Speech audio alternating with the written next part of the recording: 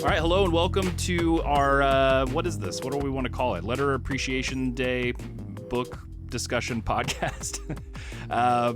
My name is DC Hopkins. I am one of the letters here at AndWorlds Design. I'm joined by the owner and what else do you call yourself, Deron Bennett? Deron Bennett. That's about it. You just usually say owner now? Yeah, I usually say owner now. Actually, I was at a comic shop in Michigan recently, and I had no clue what to say because whenever I say letterer now, they ask me what I've lettered recently, and I'm like, right. Nothing. You ever heard of Tale of Sand? Start bringing up some old classics. Some old stuff, yeah. Yeah, I'm always careful with it now too because as we've seen, like you've been retired from lettering for a while now.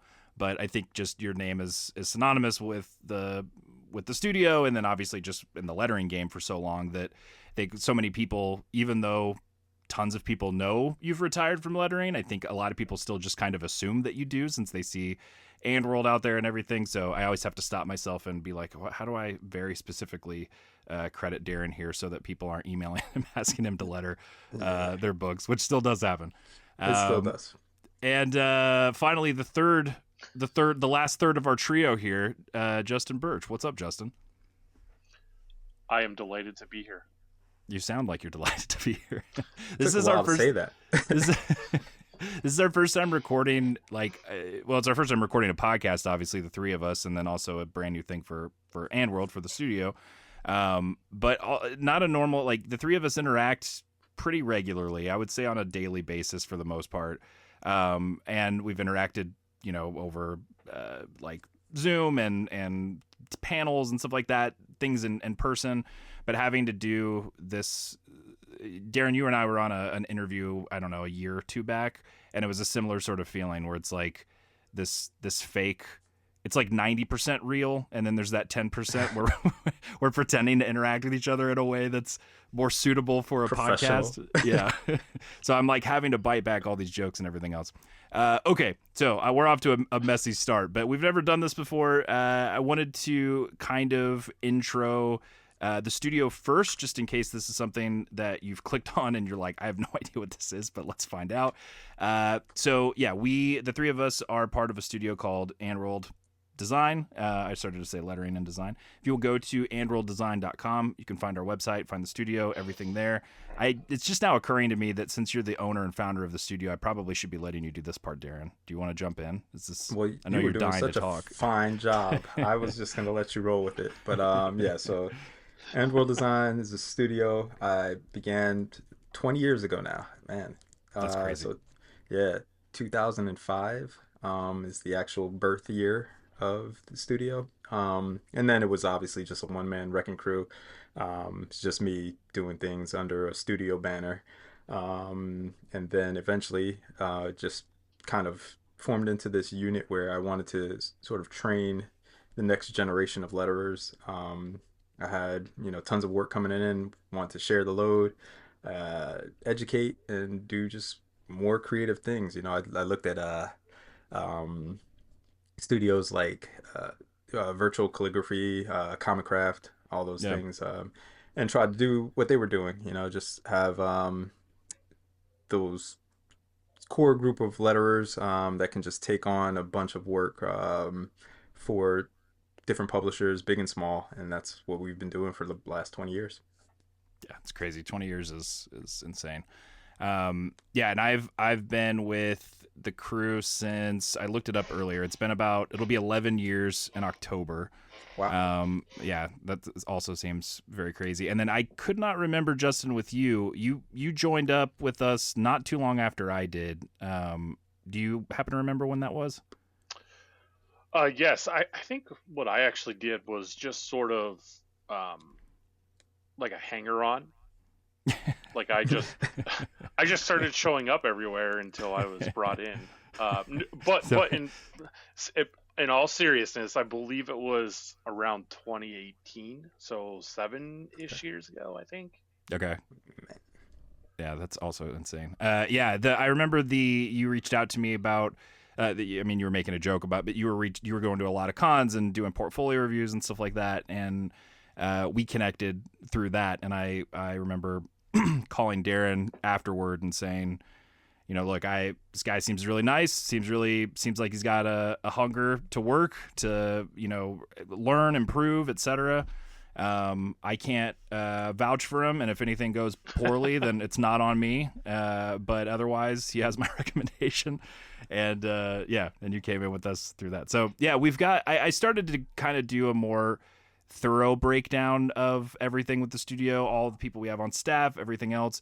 I'm not going to, only because it changes. It's constantly kind of in flux. People are coming in, not coming in, coming out necessarily, but on different projects, taking a break from other projects, moving around, etc. If people have kids, life move around. People move to other countries, stuff changes, etc.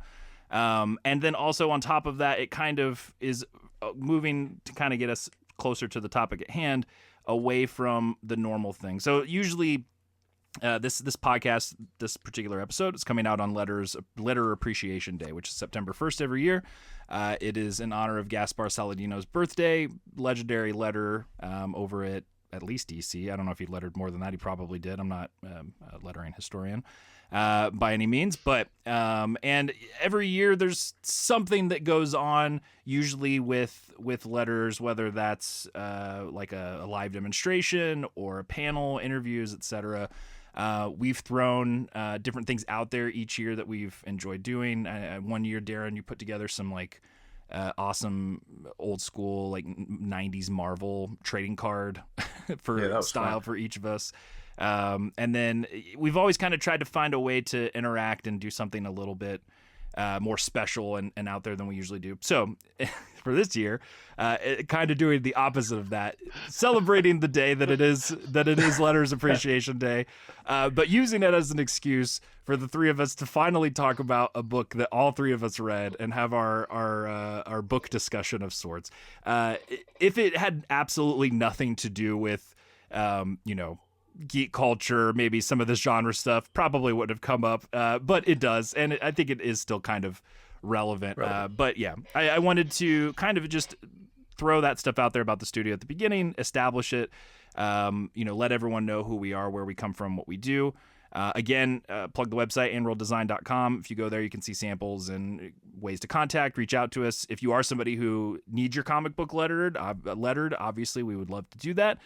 You can reach out to us through the website and do so there. And then follow us on social media. We're on Facebook and Twitter and Instagram. And I don't know where all we're at, Deron. You can, or more places than that, probably.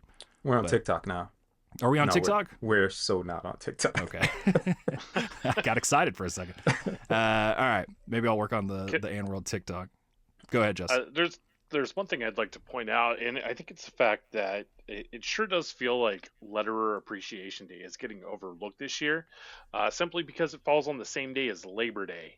And I feel like that is the most appropriate Letterer appreciation thing that could possibly happen. That it gets overlooked, and then also that we'll all probably still be working anyway. Yes. Is my guess. I will be, I know. I think also it's because I thought about this morning. We're all used to Nate Picos over at Blambot putting together the graphic, and he hasn't done one this year. So I think that's another, maybe he will release it still, but I know he's been busy. But yeah, that was another thing I thought about. I wanted to also very quickly to, you know what? I'll skip past that. Let's get to the book. I'm getting too caught up in the structure of everything. Okay, so the book that we are talking about this week, and I say this week like we're coming back next week for another one, is Dungeon Crawler Carl by Matt Dinneman. This is a fantasy, sci-fi, also LitRPG, which I'll explain in a second, book, the first book in a series that people typically also refer to as Dungeon Crawler Carl. It's as of right now 7 books. There's going to be maybe close to 10-ish, he said in the past.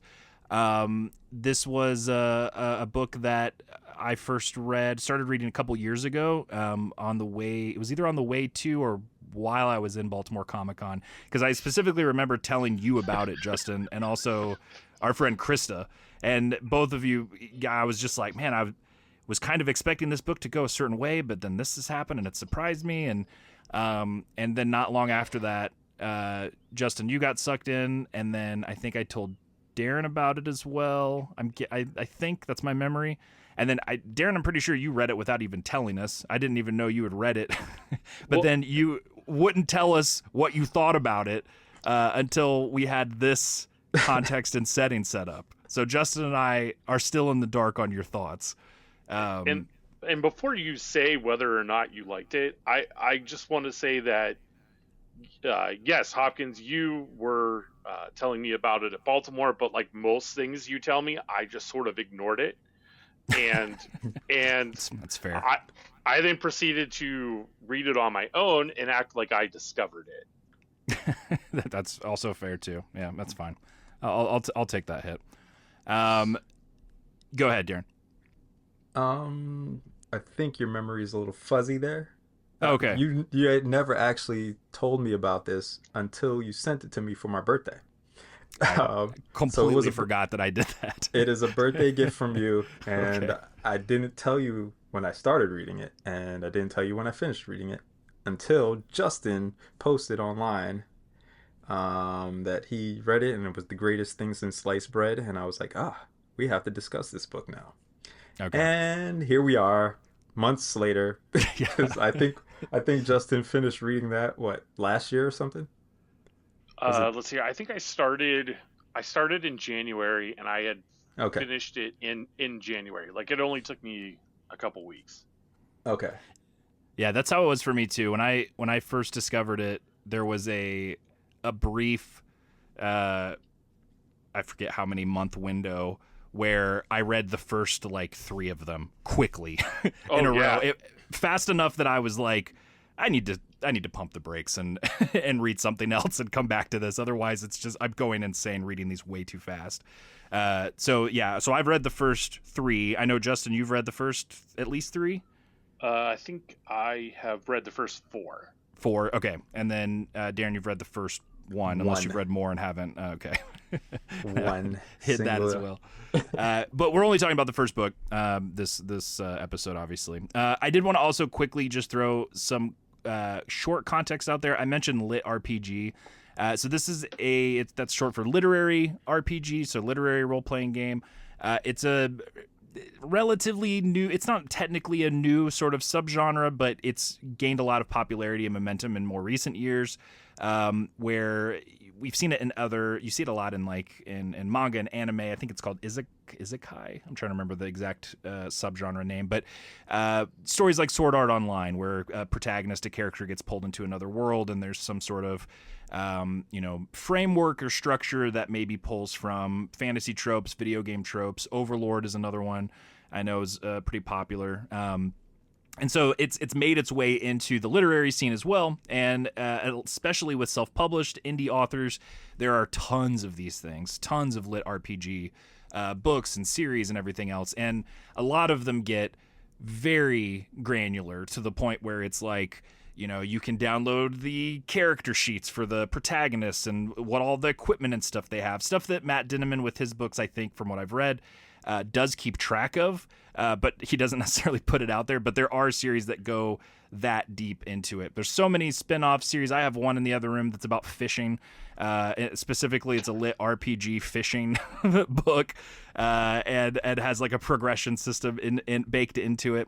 So interesting subgenre, definitely something to go check out if that interests you at all. I bring it up because Dungeon Crawler Carl has kind of broken through and transcended that group in a lot of ways, and is the first one to kind of really hit mainstream in a huge way. Dinniman self-published all of these books. He retains the digital rights to them, so he's able to make all the money off of that, as far as I know, which is pretty awesome.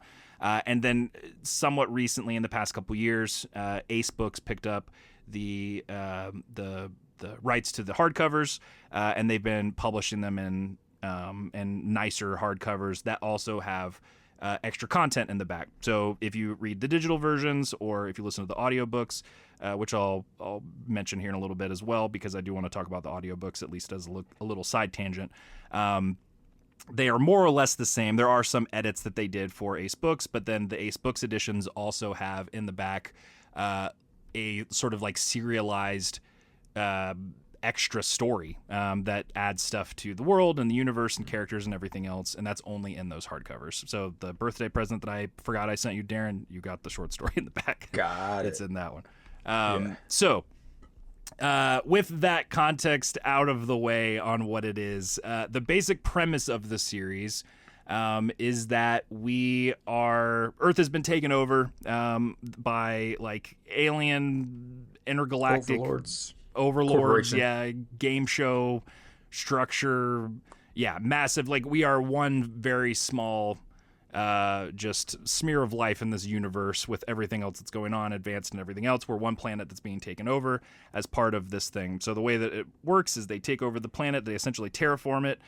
they change everything and reconfigure the actual like physical landscapes and everything, and create these dungeons that people dungeons in the sense of like D&D, where you go down into a labyrinth of rooms and hallways, and there's monsters and items and all kinds of stuff like that. So we follow Carl, who is a Coast Guard like patrol guy, or used to be Coast Guard. And retired. Term. I'm trying to remember. I have the Wikipedia article up, but I also read this book like 2 years ago, or a year ago, so I'm trying to remember. And he goes also down into the tunnels with his girlfriend's cat, Princess Donut. Whoa. Show cat. Sorry, show cat. Yeah, it's very important to know. To note. This he's chasing after the cat. Ends up saving his life inadvertently, and then he makes his way down into the dungeon. From there, we get kind of it hits the ground running pretty quickly, to where it's like, there's a sort of AI narration that happens throughout the game. If Carl, gets experience points or levels up or gets a new item or whatever else, that will come in and sort of explain things to him. There's different conceits and concepts that we're familiar with if you've played, MMOs or RPGs, in terms of maps, NPCs, all that kind of lingo.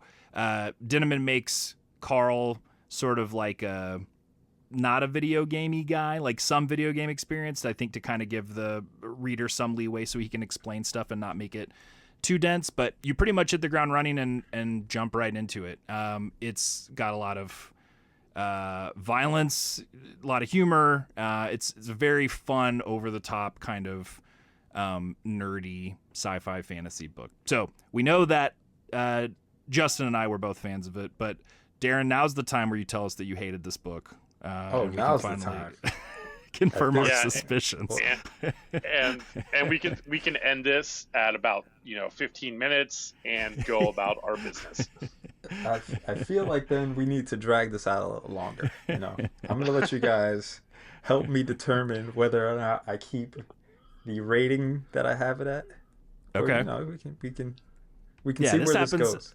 This happens to me almost I do a horror podcast as well, and almost every week that exact phenomena happens for me, where I'll start off with a rating, and then by the time I get to the end, I'm like, I don't know, you guys kind of pulled me, so maybe we'll see. Maybe he liked it. We don't know. What did you think? What's your overall thoughts? Well, see, now if I tell you my overall, I did enjoy the book. Okay. Bottom line, I did enjoy the book. I'll be reading the next one when I get the time, really. That's it. That's basically it. I just been putting that off, been having some other stuff going on, and that just seems like the case, that life gets in the way. But this was one of those books that I'm gonna continue with the next one and the next one after that, and I think that this podcast might just be a little bit of a bad idea because you guys are further ahead. And there's bound to be somebody to give me a spoiler that I'm like, oh shit, I didn't know. It's just gonna be terrible for me that I know what happens to Princess Donut or Carl or whoever gets murdered, and just something's gonna happen. So, Justin, I think it's gonna be you to kind of forget what happened. Oh, yeah, I totally don't remember what happened in book one. However, I'm really good about not doing spoilers. Okay. Well, then it's going to be Hopkins messing things up. We'll see. We'll see. The ones that I can think of where I'm like, these were the moments I wouldn't want to spoil are very Justin probably is thinking of some of the same moments for the first few books. I would be very careful to talk around those. But then also it's easy because the first book, at least for this discussion, a lot of the character base, the character pool is as small as it gets, at least in the first 3 books. So, yeah. Is now a bad time to ask, Hopkins, could you just give me one word to describe book 2 so I can remember what it's about? From what I remember, it's the Skyfowl stuff. Like the... Got it. Thank you. Town, yeah. Yep, got it. That's all Okay. I needed to hear. And the bomb. It's the title of the book. The Doomsday, whatever. Now, see, I would not have said that specific word because I feel like that's a spoiler. It's called Doomsday Device or what? It's fine. It's fine. We're okay. A Doomsday Device doesn't have to be a bomb. So it's not exactly. A bomb. Technically, it's not a bomb either. Technically, it's none of these things. I haven't spoiled anything about it. Anyway, we'll talk about the first book. Let's just go back to book 1. 2 minutes. First book. That took 2 minutes after Deron said, "Hey, I know you guys are going to spoil this for me," and boom, you did it. You know, I'm shocked I haven't gotten spoiled is because of my dad. So I told my dad about this series as well. He has read every single one of the books. Like by the time I got to book 3, he was already on like 6 or 7. I mean, he was pretty much finishing it out, and he has not spoiled anything for me either, which I am shocked by. Anyway, wait, sorry, I just have one follow-up question on that. Yeah. So these are being released both physically and digitally, correct? Right. So the digital versions have always been out there. Yeah. And they're ahead of the physical versions, correct? Until the end of this month, September. So there's 7 books out total, and the 7th hardcover will be printed the end of September. Got it. Okay. And then that'll be current. Yeah. And these will all be the Ace book versions, right? Like, because I love those covers. I do those too. Designs are just out of this world. I like those as well. And I guess now I'll just quickly mention too, since we're on the formatting topic, if you're an audiobook person, I cannot recommend the audiobooks enough. Jeff Hayes does the audio narration, and Jeff Hayes might be the best audiobook narrator I've ever heard. Like he does voices that I don't know how he's doing them. Like it's just one of those things where it's like there's been different characters where it just feels like they have somebody else in the booth too, and it's not. It's just this one guy. And they also do an amazing job. So if you're an audiobook person, Jeff Hayes' entire studio, I think it's called Sound Booth. They do awesome work. They also have another version of Dungeon Crawler Carl that is a full immersive audio version with multiple actors and effects and I think probably music and stuff like that. But one thing about the Dungeon Crawler Carl audiobooks that I really like too is there's not a gimmicky level of not interactivity, what's the word I'm looking for? Like immersion in the audiobooks, but there's very subtle stuff that I really notice and appreciate every time I listen to, because what I usually end up doing with these books is I'll jump back and forth. I'll get sucked into it. So if I'm driving to pick up my kid from school, I'll be listening to the audiobook and then get back home and jump back on my Kindle or whatever. And I thought you were going to say you were so into it that you drove past his school. Like it happens. Yeah, they call me every day. Forgot to leave them at that school. Yeah, I got to go pick them up. So like the narrator so like the DMing, so they're able to DM each other in the dungeon and stuff. They do like a little like burp, burp, like a little sort of sound effect before that. So it's little things like that they add in that I really like. Anyway, if you're an audiobook nerd, it's stuff that you would appreciate, I think. I do love audiobooks, but I know, yeah. I did listen to, because I think I have downloaded book 2 audiobook, and I listened to like 2 seconds of it. That's it, and I was just like, I don't know if this is for me. So now I'm gonna give it another shot and see where it goes. Too, if I started off listening. I wonder if I would have just started reading them, if I would have been able to jump in. I've considered that in the past before too, because it definitely has been a mixed intake, I guess, however you want to put it, for each book for me in that way. But I could see that. I'll check it out. Recheck it out, I guess. Let me see here. So also, I guess, to give people some context in terms of what kind of readers we are, what sort of stuff do you guys typically gravitate toward when it comes to novels? Like, is this in your wheelhouse normally? Is something you would pick up kind of on your own, or is this a little bit outside of it? Deron, I'll throw it to you first. I think I guess it's sort of like on the periphery. Like I usually read fantasy. That's my go-to sci-fi. And this is like right there, obviously. But our lit RPG is incredibly new to me. I shouldn't say incredibly new because I have read, you know, like manga and things like that that do have those elements of them. But it's not something I've read in this format before. And so it was something refreshing, and I was like, all right, cool, I can get into this. And I've seen some people who have read other books in the genre, and they've gotten overwhelmed with some of the descriptions, and you know, just getting too deep into how you were saying, like there are some things that get real granular with it, and so they were just like taken aback by that. But yeah, I think this is sort of in my bag. It's just, like I said, it was new to me, but it fits in the realm of my books, like that I read. Name of the Wind. I'm telling you, you know all the books I read. Yeah, we're pretending to have a conversation with yeah. So it's it's just I think another one that I've really enjoyed, Black Tongue Thief, right now. And the Daughter's War that just the prequel to that. And those really hit for me. And so this was not in that same realm. It had the comedy that I love, and it had some of that dark undertones where and so that's where I kind of look at Black Tongue and this in the same respect. They didn't have like interesting, just that dark.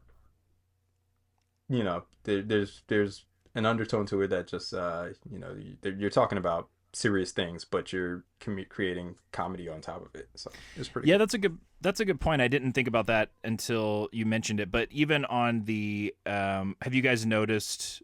You both have the hardcovers. What the cover is under the dust jacket? Have you looked at the? Yeah, underneath the dust jacket. Phrase, right? Yeah, you will not break me or something. Yeah.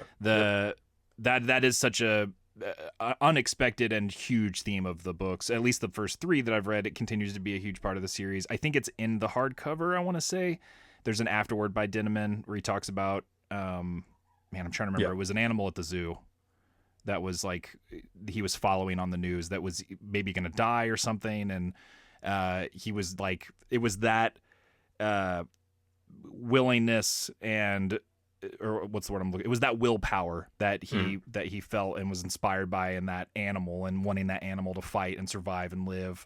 That kind of became the basis for Carl. Yeah, I'm glad you mentioned that. That's a huge part of the book I completely didn't even think about. What about you, Justin? Is this something you would have picked? I mean, obviously it was, even though I told you about it and you pretended you discovered it. There was no pretending about it. I did discover it. Discovered it. Yeah, so I found this author by the name of Matt Dinneman like down on his luck, so I picked him up and was like, "Hey man, I'm gonna make you famous. Just gonna give you a shot." That's how I discovered him. Is this your normal kind of speed in terms of stuff that you read? So it's a hard question to answer, just because I typically I don't read a lot of prose. Like That was actually going to be my next question, because not that I would assume you don't read prose, but I would assume that you do, because you do read a lot. Like we talk about comics and stuff all the time, like, and things that we are buying or interested in reading, whatever. But as I asked that question, realized you and I have never really talked about books before. Yeah, I think it's because, well, obviously it's because I wasn't reading much of them. Like I might be lucky if I read like one novel a year. A majority of my reading was comics or manga, you know, stuff like that. But I kind of had a goal to read more novels in 2025, and so I was just throwing a whole bunch of stuff at the wall to see like what would stick, so to find out like what I liked. And what I've come down to is that I seem to really like sci-fi fantasy books, and because I'm over the age of 40 and it's a requirement, I like World War II books. I mean, I like World War II books too, so I get it. And I'm not even over 40, so it's all right. Don't feel too much like a dad about it. It's fine. Yeah, no, that makes sense. Like based off of the conversations we've had about this book and then the different comics and stuff, and then like Deron said earlier, all of us finding time is tough enough anyway, just across the board. But yeah, this is a book I have mentioned to a lot of people and recommended quite a bit in a similar way that something like Ready Player One, when it came out, that I recommended to a ton of friends. There's something that you snap into right away that is this kind of like shorthand of, I not even that you get the references, but more so that you understand what's going on an intrinsic sort of level, because odds are you've played some of these video games before, or you've played D&D, or you've played an MMO, or you're aware of World of Warcraft. And so many of these things have become so pervasive and influenced and spread. Like a lot of my points of reference for this series come from Destiny, which Destiny pulled a lot of stuff from World of Warcraft and other things. So it's crazy how there's that sort of instant sort of like secret handshake you have getting into the book. But I think on top of that, it's just such a fun, quick, easy to jump into sort of read that I definitely at first, like, I went into it pretty apprehensive, to be completely honest. I think both in terms of the subgenre, the LitRPG thing, which was new to me, at least in terms of this like burgeoning kind of, indie self-published thing that's been happening.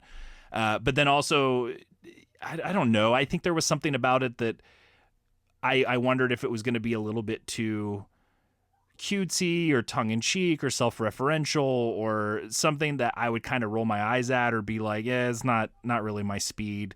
But I was won over pretty quickly when I started listening to it. Again, narration I got into really quick, right away. But the writing itself, I think, is pretty strong. I think Dinniman's a good writer, and just, from a basic craft perspective.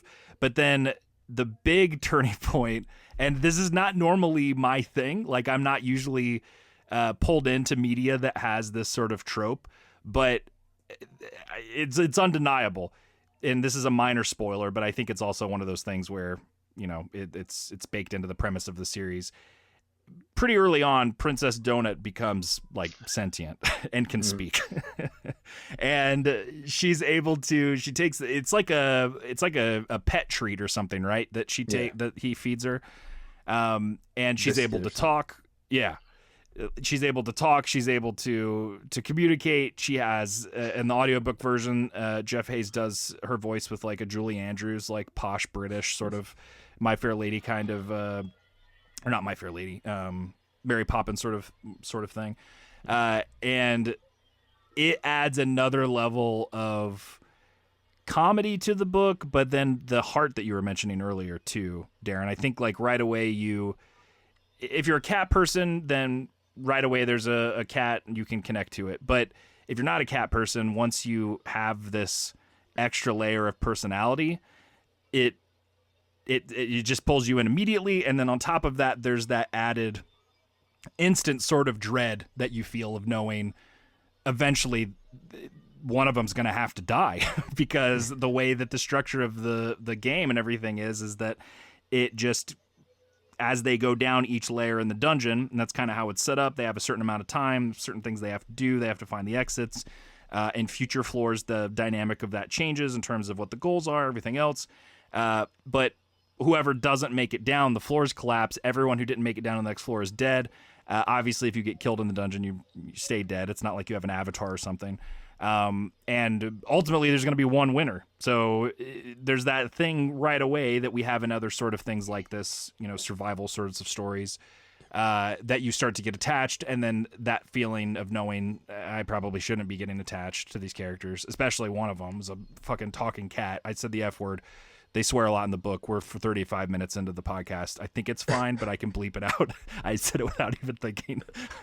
We're good. Okay. So yeah, I'm not good. I'm offended. I'm so used to swearing on podcasts that I just didn't even think about it. My face is turning red right now. Okay, so I can't even see you. Yeah, I know. I don't know why it's making me so embarrassed. I think just because I slipped up without even thinking. So yeah, that was a big turning point for me. I think was when Princess Donut came onto the scene and Dinnaman was able to pull that off in a way that not only was I not annoyed or kind of rolling my eyes at the way the execution, but I was kind of captivated by her character and won over, and you start to sort of really root for these two as a unit, in the dungeon as they're going through. I think also there's just a fun element of adventure too, of wanting to kind of see what things are set up and are hidden behind the doors and everything else. I'm just doing a Chris Farley show thing now where I'm just talking about how cool shit is. So I'll throw it to one of you guys. Darren, you almost said something a second ago. Did I? I don't know. You talked about being a cat person. I'm gonna alienate like half of our clientele. You don't have to be a cat person. I'm not a cat person at all. And I think that lent to me disliking Princess Donut so much. Oh, you dislike Princess Donut. I could not stand Princess Donut. I mean, oh shit. I'm still rooting for them. I'm still and she has her moments. She has her moments, but goodness gracious, if I wasn't every turn just like, oh my gosh, this cat, and like I was complaining to my daughter about Princess Donut the whole time. I'm reading this book and she's like, what are you reading? And I'm like, there's this cat, and I'm just going through different scenarios where she's like, that just sounds insane. So actually she's reading it now, and she's annoyed by the cat. I wonder too. if she'll like it. She's annoyed by the cat just as much, but I think she'll be won over eventually by Princess Donut. I won't spoil what it is. I think it's in book 3. I can think of a couple definite turning points, okay, where if you're not won over, I think there will be some. I think a lot of it too is the audiobook. I think Jeff Hayes' execution of that voice is so funny and likable, and but wow, that's, I don't want to say surprising because I get it, but I would not have guessed that one. How did you feel about? Go ahead.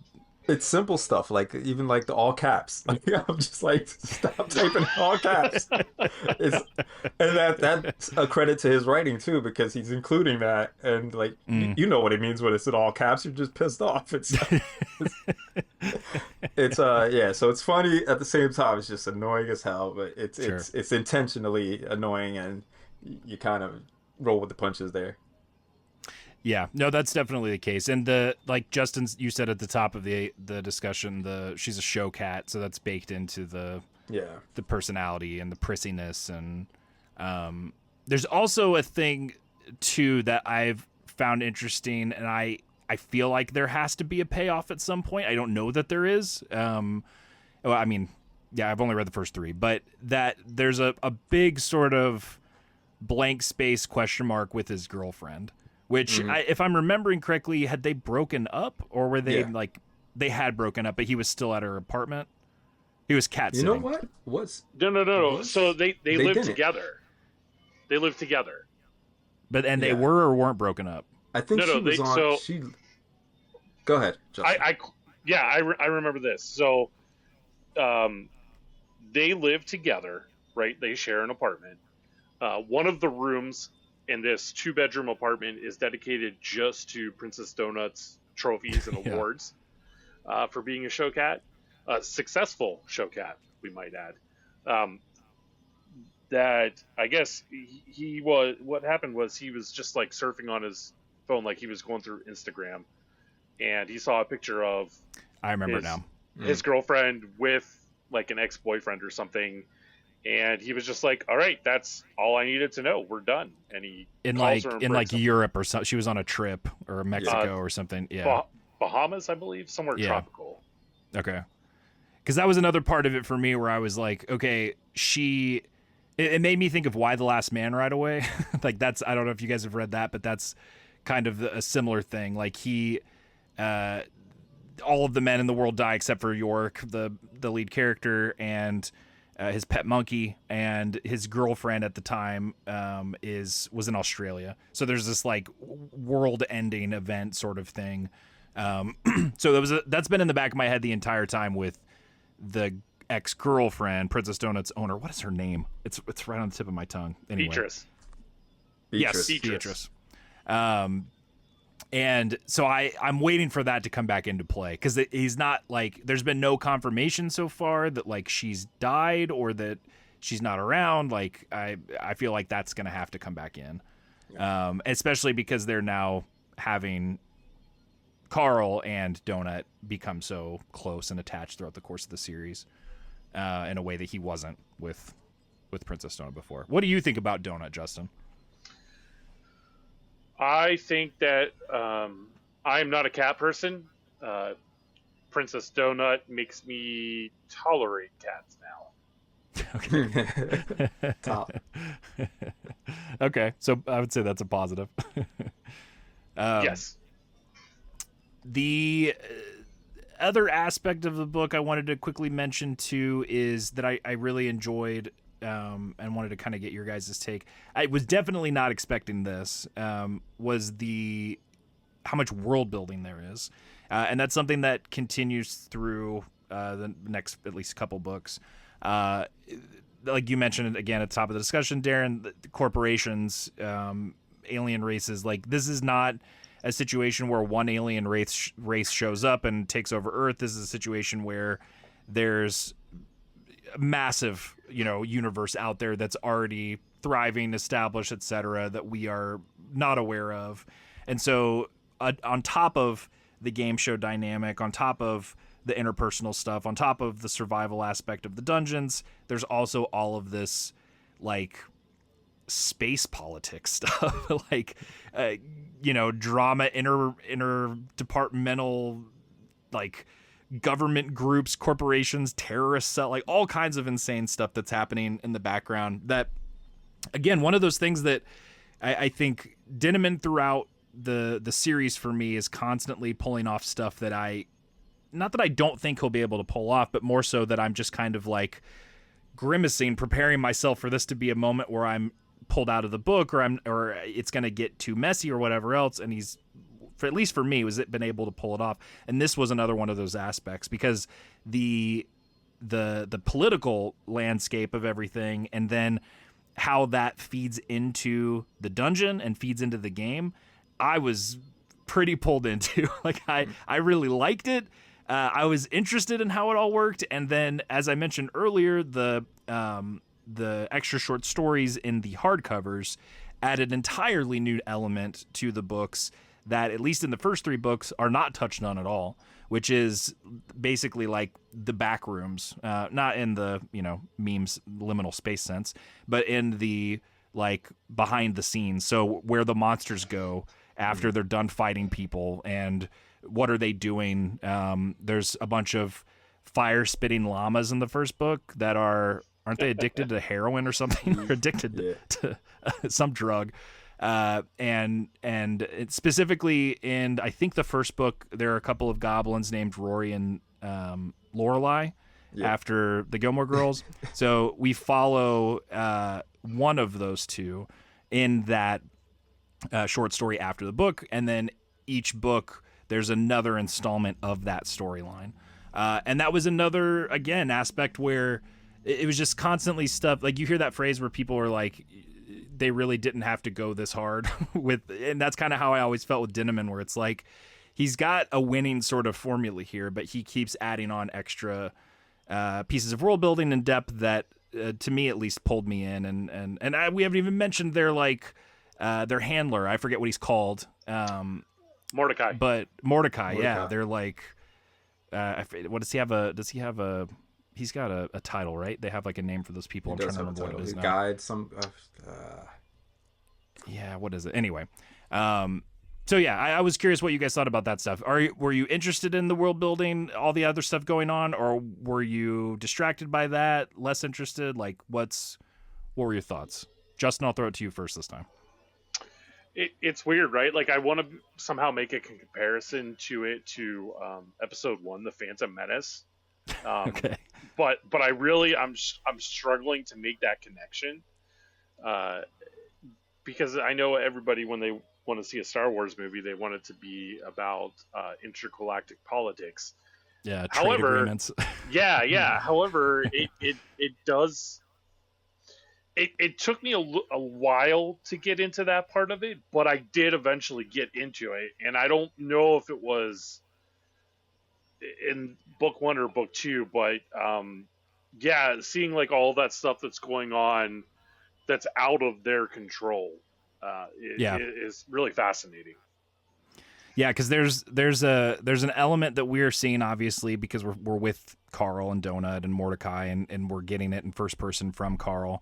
But then we get to see these like essentially edited together reality show versions of the day's events at the end of the day that they air for everyone, which is the entertainment aspect. So then that's another way that Dinneman starts to play into the politics going into the world and everything else, because a lot of times the stuff that they see on the feed is edited or spun in a different way to make people look, you know, crazy or unhinged or evil or whatever else, and maybe it didn't happen that way. And so that Darren, were there any talk shows in the first book? Yes. Did they go? There were Okay. talk shows, yeah. I was pretty sure. That's another aspect that I ended up really liking, and is another part of that too, where they'll go on these in between, you know, days, floors, whatever else. They'll go on these talk shows and be interviewed. And Carl, that's one of my favorite aspects of all that, is that he hates it, and he's very anti, you know, this entire thing is sucks, and it's built on harming people and killing people, and then also using and abusing all the people that they have working for them. I'm not going to play by the game, or I will play by the game in my own specific way and figure out a way to kind of disrupt the system from within. But like you said, Justin, it gives you another angle. Darren, what did you think about the world building stuff, all this? I enjoyed it, like the layering of, you know, the different challenges that they're facing. You have the actual dungeon element, and then, you know, even like you're talking about the shows, there's sort of some navigation in that world as well, and that's where, you know, you see Princess Donut really shining. This is her bag, and she's just, you know, controlling the audience and doing things like that. That's that just adds a different aspect to what you're reading. So you're essentially reading, you know, this multi-layered book where it has these cool things that you can follow along, and it just combines into this one cohesive story. The overall stuff with the politics and the corporations and all that stuff is great to me, because it gives me something else to kind of follow. Like I'm interested in Mordecai's situation and why he's, you know, in the situation he's in. And I'm sure that'll be, you know, something unraveled later on in different books, where how he became the game guide and this indentured servant to the corporation, and whatever's happened with between is his brother. I'm trying to remember. So yeah, and then he has a past with Odette that talk shows in some capacity, and then there's it's in another book, but there's a moment. I'll say is, here we go. No, it's not a spoiler. Here we go. It's going to be like me saying heroin addicted llama. You're going to remember it, but I mean, is it really going to be like, oh man, when there's a moment with a werewolf game show host. Okay. That's with Mordecai. That is great. Justin, I'm sure you probably remember what I'm talking about. No, I don't. I do really? not remember this. All right. I won't say it on here, obviously. Can you just give me one word to jog my memory? So it's when they're opening boxes and they get this like spin the wheel thing, and a werewolf game show guy shows up. Not ringing any bells? Okay, so I remember that. I remember that scene. I remember that taking place, but I don't remember how Mordecai's connected. I'm not gonna hint around any more than that. It is a huge spoiler, so I'll I'll chat you on Slack. I don't remember how he plays into it. I think Justin's like trying to get you to trying to bait me. Yeah, trying to bait you. No. How far can I take it? I am not. I am not. Even though we all agree that he will be the one to spoil stuff. Here, I'm chatting you right now in Slack. It's not in our group chat. All of a sudden, Oh it's man, gonna that'd be show up. hilarious. I sent it only to Deron. All right, yeah, I just chatted it to you. So yeah, there's definitely. You don't remember that? No. Okay, so I remember. I don't. We're just not gonna. Okay. See, I remember that part. I clearly remember that part. This is the worst podcast ever is me chatting you and you reacting to it. There's no context whatsoever. It's just me in the dark. Listeners in the dark. Everybody's just like, what the hell are they saying? Just rest assured there's a lot more cool world building stuff. That's the main takeaway. No, I definitely like that stuff. But yeah. Yeah, and I think that stuff only increases too. Again, so much about the first book, it's strange. Like, we have the advantage and disadvantage of having read 2 more books, but also I think the biggest takeaway is I would tell people, like, if you like the first book even a little bit, or if you're in your camp, Deron, where you liked it, but you have some misgivings about certain aspects of it or whatever, I think. For the most part, from what I remember of reading the first 3 books, pretty much everything just continues to get better and better. Like, I liked where at every turn the twists that were happening, and I've just grown more and more attached to the characters. Again, to the point where I just mainlined 3 of those books and was like, I have to stop. Like, I'm going to end up reading all of these as like one giant omnibus and, not appreciate or really retain any of it. So I had to make myself stop. But you do get sucked into that momentum in a big way. Is that my problem right now? Is that why I'm dealing with what I'm dealing and you're having to Slack me notes? I mean, maybe. Only because I struggle with that too. Because there have been times where I've gone back to the 3rd book or the 4th book, because I've read a little bit of it. But I've started it over twice because I've gone back to it and been like, there's so much. I mean, it's not too bad because, each book they're going down the floor. So that's not a spoiler to say. So like you're able to kind of keep it focused on the current objectives at hand. But the cast of characters do get bigger and bigger. And another thing that they start doing in the first book that he definitely continues is, especially through those like recap videos or like shows that they do at the end of the day, you start to get glimpses of other survivors, crawlers.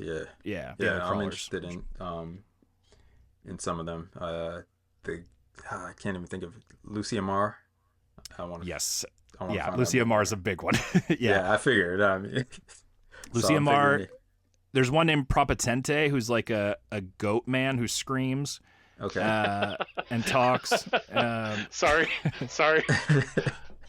The audiobook is particularly great, the way they do it. I'm skipping the audiobook for that reason.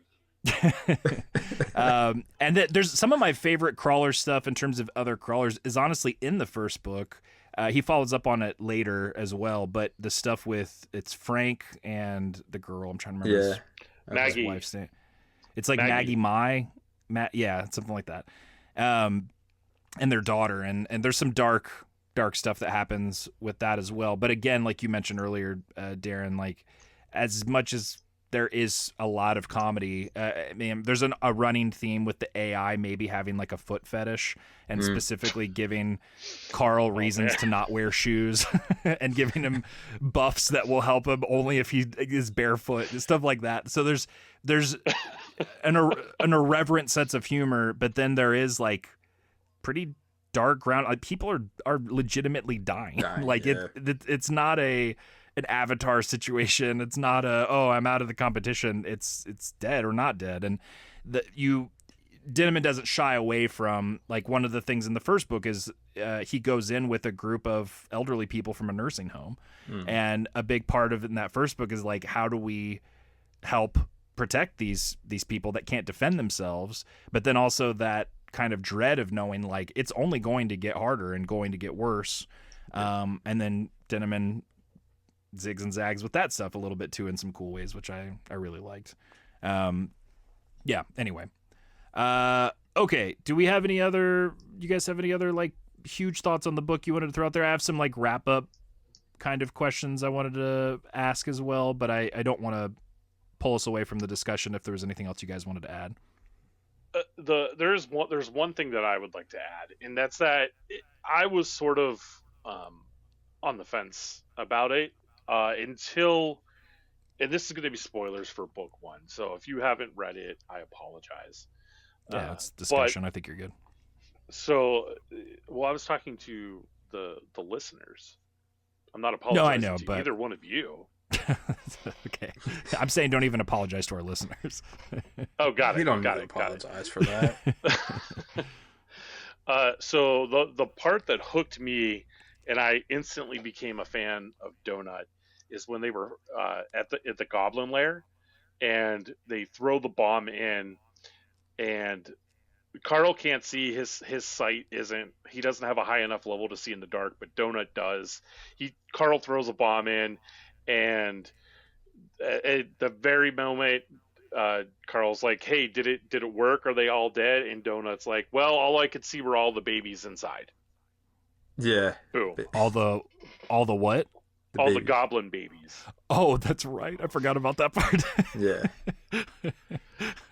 Like, and yeah. It's the first instance where I can truly remember you get the sort of catchphrase, the God damn it, Donut. God damn it, Donut, yeah. Yeah. Man, I forgot about that. So did I. that might be my favorite part, like my favorite sequence of book one is just that right there. Yeah, there's I forgot how much stuff there is with that, and it ends up playing into the short story in the back too. That particular aspect of it. I wouldn't be surprised if some of that, if it hasn't already come back into play, will come back into play by the end. Like it feels significant enough. Not specifically the baby stuff, but that whole sequence with all the goblins and another thing I liked about a lot of that stuff too is Denneman has clearly played at least enough games to kind of know like how the systems typically work. So like in terms of ways to level up their spells or ways to train, like there's definitely like a satisfying feeling you get if you're a gamer of like, oh yeah, this is how I would do it too. Like if I was in this position, like I would definitely, try to not min-max everything, but like maximize the time that I have, or use this potion at this certain time so that it doesn't overlap the next potion, because it still has a lot of that like video game sort of logic baked into it. Yeah. Like even the limitations on some of their gear and everything like that. It's it's useful. Yeah. To help story. Cooldowns. Yep. Yeah. Yeah, absolutely. I'm still waiting for a moment where they're reenacting like the Warhammer episode of South Park where they're just out in a forest just killing wild boars to level up quicker. And like I'm still waiting for something like that to happen, and it hasn't yet. I mean, they have like kind of grindy parts like that to a certain degree, but usually, yeah, they're able to see like, oh, this isn't gonna level us up. Yeah, I thought of one thing in book 3, but I keep skipping ahead. I liked book 3 a lot. Well, even book 1 had elements of that.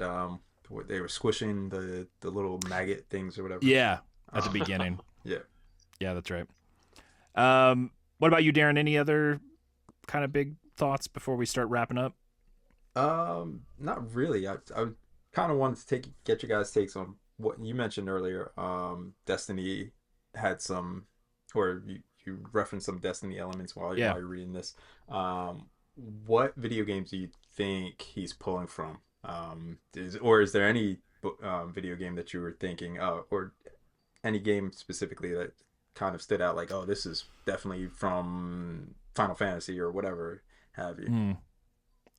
I definitely not Final Fantasy for me, but well, there were aspects of, I'm trying to think here. I'm not a huge World of Warcraft guy. I've played it a couple times. One of my best friends, Sean, who you guys have met, I've known he's been playing it since it came out. He still plays it now, so he I know a lot about it just through Jean. A lot of it, I wondered if he pulled from that. I don't know how far back some of these things go. So like the Destiny thing I mentioned, Destiny is where I played a lot of Destiny. I played it in the beta when it first launched, and then played all the way through 1, all the way through 2, all the way through the final shape stuff here last year or whenever it was that they wrapped it all up. But that's kind of where I stopped playing. And in that is kind of where I learned it. So like the gear color coordination, like, is that stuff you knew from a game, Deron? Like, No, not at all. Common, uncommon. Okay. So like, I don't know. Do you know where that originated, Justin? I don't, but I know what game my first experience with it was. What was yours? Well, so to me, this is like, as I'm reading it, I'm just picturing like Elder Scrolls. Okay. To me, that's the feel. But like the color for loot, I think my first experience with that is Borderlands. Right. That's I forgot about Borderlands has it too. So like, at least with Destiny, it was like if you pick up a gun or something and it's colored gray, that's common. Green's uncommon. Blue is rare. Purple is legendary. Gold is exotic. That was as high as it went in Destiny. But I think in WoW and in Dungeon Crawler Carl, there's more. A few other colors in there, but that progression I think is more or less consistent. So across games, like I think that's how Borderlands does it too. I mean, if World of Warcraft, the stuff goes over into their game that they had a card game. I can't even remember what. Oh yeah. Hearthstone. Yeah, Hearthstone. Okay, so I was playing that a lot, and it has that sort of, the color coding element. Oh, yeah. And so that's where I'd recognize it from. So I guess, if he's pulling from World of Warcraft, then definitely that. Yeah, that's what I thought of, like the MMO aspect of it. I mean, World of Warcraft's, I don't know if it technically is the biggest one, but it's obviously one of the biggest ones, or one of the most prolific ones. Popular, So yeah, I think like the DMing, the loot box stuff, the radar and like player sort of count. I think that was where exactly. I think that's where my headspace went to it. But I think that there's also, I don't know. I think that Denon also has a D&D sort of thing that's there, which realistically all these games are basically just D&D running based. D&D fast. So it's essentially that, but he has another series, Dominion of Blades I think is the name of it. There's a couple of those out. That's another LitRPG sort of deal, that is more D&D specific, so like a fantasy D&D world. And I think so so that's, I've always wondered if it's more, but I think it works pretty well. That was one of my first questions for my dad, because he's not a gamer, has never been, doesn't know any of the lingo, any of the tropes, any of the systems or whatever. And he was never lost or confused. Like he said there were some times where like a concept was new to him or whatever, but he was able to follow along pretty easily. Okay, so I have a few. We kind of touched on some of these at the top of the episode, but if somebody liked Dungeon Crawler Carl, what would you recommend? What would be the next thing you say? Oh, okay, if you liked that book, check out this book. It doesn't have to be, a LitRPG book or whatever else, but what would be your first recommendation? Justin, I'll start with you. Ooh, maybe Sword Art Online. That's the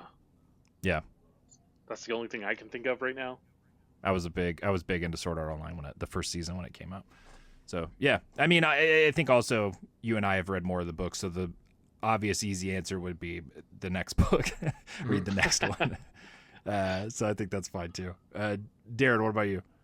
I don't think I have a one-to-one comparison, but I definitely would recommend Black Tongue Thief if you're looking for that sort of dark humor, and the comedy element is just something that can't be overlooked. And I think if you're looking for a fantasy where you're laughing out loud, but also you're really following these characters. The character building, as much as the world building was great, the character Mm-hmm. building in this is also great, and I think you can find both those elements in Black Tongue Thief as well. Black Tongue Thief has a. It's one of those books where, because I'm a big fan as well. I haven't read Daughter's War yet, but it's just shocking that the entire world is like already built and developed. Like it's book one, and it's not like you're being eased into this thing, and it's this kid from his tiny village exploring the world, and you're getting his like it is a fully made world and universe, and it feels like a series that could have 15 other books in it already. But it's just the one. I wrote another one of the questions I wrote down in here was some of the books you've read and enjoyed, or maybe even hated, conversely, lately, and that was one I wrote down too, was Black Tongue Thief by Christopher Buehlman. Huge fan of it as well. So yeah, absolutely. I'll throw out there, if people liked Dungeon Crawler Carl and you want to read something else, if you don't want to read the next book by Matt Dinniman, I've read another book by Matt Dinniman that's another LitRPG book that I actually liked as well, called Kaiju Battlefield Surgeon. So this one is much more of a kind of gamey, self-published LitRPG sort of thing. It has this like it to me, it definitely felt like not proto Dungeon Crawler Carl, but like an earlier iteration of him doing some of the similar things. Now the big difference is Kaiju Battlefield Surgeon is like a horror, almost kind of sci-fi. It's much darker, not a whole lot of humor in it. But the video game that this guy is in is so cool. It makes me wish that it was a game so badly, because it's a world where there are these kaijus running around and having fights and stuff, and his role or whatever is the surgeon. He's assigned basically with this kaiju that he then has to take care of and figure out a way to get out of the game, and all this kind of other stuff. There's a much darker hook to it. There's like a kind of like Hostile Saw sort of, it's not quite that elaborate in terms of like traps or anything, but like serial killer kind of thing. Like this guy gets tricked and put into this situation, so the stakes are a lot different. The themes and the execution and everything is a lot darker, but it had a similar that similar sort of like secret ingredient that Dungeon Crawler Carl had for me, where I was just kind of like constantly getting pulled back into the book and wanting to find out what happens next, and loved the world building, the game, all that kind of stuff. I was also going to throw out there, I told Deron about this book the other day. I'm a little over halfway through it, and I'm loving it. It's called The Library at Mount Char by Scott Hawkins. It's I guess technically like urban fantasy, like modern kind of. I've seen other people put it in different categories, but it's kind of hard to define. Like it to me is one of those books that you can make comparisons to other things, and in fact I have with Deron, where I've said it's kind of like you could make this comparison, but also it's not exactly like that at all. Like it's different in a way. Like there's just something so unique and fresh about it. I've heard a lot of really positive write-ups and blurbs and everything about it for a long time, and yeah, it's blowing my mind right now. And then wanted to also ask you guys, like, just in general, other mediums, what's something you've been into lately you wanted to throw out there as a recommendation? So it doesn't have to be a novel. Deron, what you got, if anything? Nothing. No, I've been trying to slowly get back into video games, and I think everybody else has been playing it since it came out. Baldur's Gate 3. Ooh, 3. Yeah, so get on that if you haven't. If you're a latecomer like me, do it. What class are you playing as? I'll let you know later. Okay. Do you not? Is it a secret, or do you not want to say it on air? Or do you not remember? I don't remember. Okay. All right. What about you, Justin? What? I just went back and did another playthrough of Metroid Dread. Ooh, nice. So that I get like an hour a night to do whatever I want. So I've been alternating between Metroid Dread and watching the newest season of King of the Hill. Nice. Now, the reason Yeah, I don't that's remember, oh, I'm sorry. no, you're good. Go. The reason I don't remember is because I've been more so playing Monster Hunter. I told you guys this recently. I That's jumped what I into thought you were Monster. gonna say. Yeah. Yeah, no, but that Monster Hunter is one of my all-time favorite series. And so I've been playing more of that than I have been Baldur's Gate. But since we've been talking about, leveling up, doing this, Yeah. I figured I'd go with the Baldur's Gate. But yeah, Monster Hunter is something I think um, doesn't get enough love, but it's an excellent series. It has its fandom, but I think I don't. Neither of you play it, right? Like seriously. I played World, Okay. and then I have Wilds and I haven't played it yet. Okay. But I want to. Yeah. Yeah. I think Worlds was the better um build. It was a little more challenging, whereas I feel like this is like a little more on rails, but Okay. it's still fun. It's still fun, and it has the best character design thing that I've ever experienced. Man, So that was shocking. So Darren was telling us about this the other night, that character creation screen, like systems and games, and asking us like how much time do we spend, blah blah blah. And we were talking about that, and you sent over because your goal is, I don't know if it always is, but at least with this character in Monster Hunter, was to try to make it look as close to yourself as you could. yeah, And it is shocking how close it looks. It is. Yeah, I mean, I would have believed it if you would have been like, I won a contest and Capcom put me in Monster Hunter Wilds. It's like, it looks that good. yeah. No, I want to be in the video game, and so usually when there's a character design thing element, that I just try and make it look as much like me as possible, and this just killed it. So yeah, Yeah, it was Monster Hunter nuts. for the win. It's crazy. I feel like you're not setting this up properly. Like you message us, you were just like, "Hey, how much time do you guys spend on this aspect of gaming?" And just so you could like feel better about yourself, so you could justify it to yourself somehow. Really, that was what Not it was feels all weird about. about it.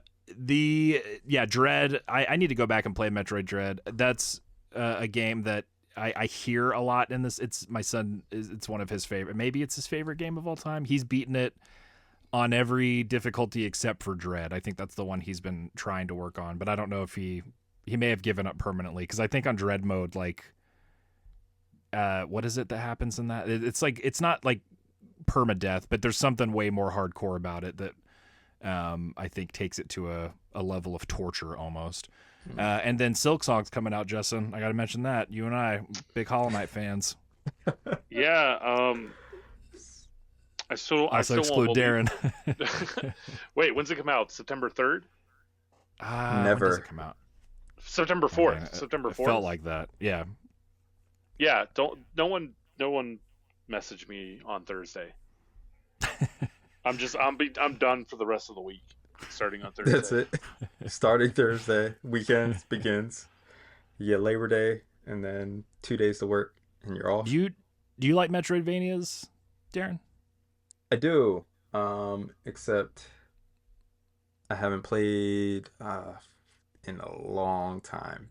So, like it's I get like this burst every summer, like right after I get back from my annual anniversary vacation. I'll usually get back into some game or another. And so it's usually this one burst where I'll play a game, but I'll usually like pick one. Right now it's been Monster Hunter. I picked up Civ 7, Gate, and Monster Hunter. And Monster Hunter has taken the majority of my time. And so now September's coming back, and I'll probably be dormant again until next year. So here we are. You've got your window. Yeah. I think you would like. I'm confident in saying I think everybody should play Hollow Knight. But if you like Metroidvanias, it's just an amazing game. I think you would dig it in general, the art design and everything. But yeah, I probably need to go. Are you going to replay Hollow Knight before Silk Song, Justin? I actually just last weekend, like as soon as they announced the release date, I like went to Best Buy and bought a physical copy of Hollow Knight that I'm gonna play. Oh, nice. Yeah, I think I'm going to go back and replay it. And then I was just going to throw out there another medium, something I've been into. A lot of stuff I've been watching lately has been, again, through my son. And he is super, super, super, super into Dragon Ball Z now. So nice. He and I have watched a lot of Dragon Ball Z, a lot of movies. We watched Fusion Reborn the other night, so I got to see Goku and Vegeta fuse for the first time. Yeah, it's been, yeah, I mean, it's one of those things like I grew up, I remember being his age and getting up early on Saturday mornings because they would play old Dragon Ball episodes before Z was coming out. So it wasn't super popular. And so there's an aspect of that of like, oh, this is awesome. Like I can remember this from my childhood, but then also you forget just like how exciting it is to see so many of the things happen in Dragon Ball Z for the first time. Like, Super Saiyan stuff and like different moments that like I could see his like entire face light up when those things are happening. So yeah, it's been a big Akira Toriyama kind of kick around here. So yeah, Dragon Ball Z, Sandland. It's been a lot of the stuff going on. I briefly got a little worried that I was going to have a problem with buying Dragon Ball statues because I was like, I can't fall down this rabbit hole. But I bought 2 and stopped. I was like, I want these 2 and I'm done. I didn't even get, and it's Akira Toriyama. He's like in my Mount Rushmore of manga artists. Like he's one of my favorites ever, and his vehicles in particular was one of my favorite things. Like I loved the way he did vehicle designs, and so the 2 statues I got, one is Bulma and little Goku in a Capsule Corps bike, and then the other one is Goku riding a Capsule Corps like bicycle. So the vehicle one suckered me in, but as long as they don't make more of those, I'll be okay. How long before you sit down with your son and watch Dragon Ball Z abridged? Probably a while. He'll be 9 next month, so I haven't watched all of it, but I've seen enough of abridged to know I can't show it to him yet. But yeah, eventually. He's been watching Kai. Like that's the version he's on, so he's already seen an abridged version, just not quite that abridged. So we'll make its way. No, I can't believe you're letting him watch Kai. He needs to watch you want me to let him watch as we the watched OG? it. Yes. 300 episodes? Yes. He has to suffer like we all did. All that filler? Yes. Dude, even Kai, like there's times where I'm just like, man, this show's still like 140 episodes long. That's with this like cut down version of it. It's crazy. Anyway, I think we have our theme for our next episode. It's going to be our love of Dragon Ball. I mean, I'm down for that. Could get Sean in on this too. My friend Sean, he loves Dragon Ball along with WoW. Those are his 2 things. Let's do it. Okay, let's wrap it up. It's been a little over an hour. I don't know. I think we've talked about doing a podcast at some point. Maybe this will be something we'll do more of in the future. This isn't the like official start of an official weekly podcast or anything, but yeah, we want to do something different for this Letter Appreciation Day, and hope you guys, everyone enjoyed listening. You can send us your thoughts if you have any about the discussion or just about the book. Visit us at AndWorldsDesign.com if you want to follow the studio, social media. We are all on social media as well to some degree or another. You can find us. I'm at DC_Hopkins at most places. Justin, where can people find you online? Best place to follow me would probably be on Instagram, Justin_Birch_letters. And mainly all I'm doing there is just posting pictures of comic books that I've picked up for my own personal collection, or pictures of me at hockey games. There you go. Follow Justin for those exciting updates. And Deron, what about you? Do you have a place you usually plug? Not in particular. I do go on Instagram more than any other social media platform. So at Deron Bennett on Instagram, and I believe at Deron Bennett on other things, X and Facebook, if you still use that at all. So there you go. Happy Letters Appreciation Day to everyone out there. Letters, especially if you work with a letterer, send them a note of appreciation. give them a shout out on social media. This is a job we love doing, and it can be a thankless job at times, as Justin joked about earlier in the episode. So it's a fun day for us to be able to have an opportunity to kind of talk about the stuff that we get to do, and then also just, you know, maybe record a podcast about a book that's completely unrelated to the history of comic book lettering. Wait, but before we go, I'm sorry. Yeah. Deron, go for it. On a scale of 1 to 10, what would you give book 1? You're giving a whole 10 scale, not a 5 scale? All right, sure. On a 1 to 5. And then Justin can just double your number. Everybody hates my rating system, or at least people who've come across me, because a 3 is really good to me. If you get a 4... Man, this is just like mine. I get shit for the same reason from people, because they'll be like, I'll be like, I really liked it. Like, I thought it was amazing. I give it a 4. Like, why not a 5? Yeah. Like, because it wasn't a perfect piece. Like, right. It has to be... Go ahead, sorry. So, I'm somewhere, and that's why I was asking you guys to raise it up.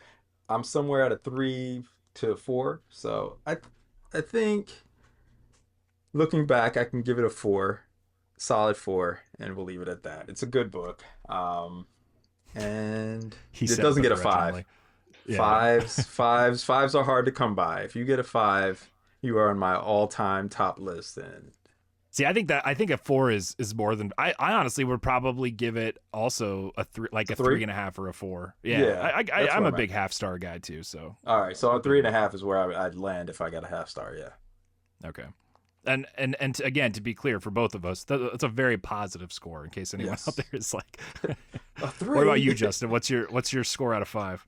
Out of 5, I would definitely give it a 7.5. Okay.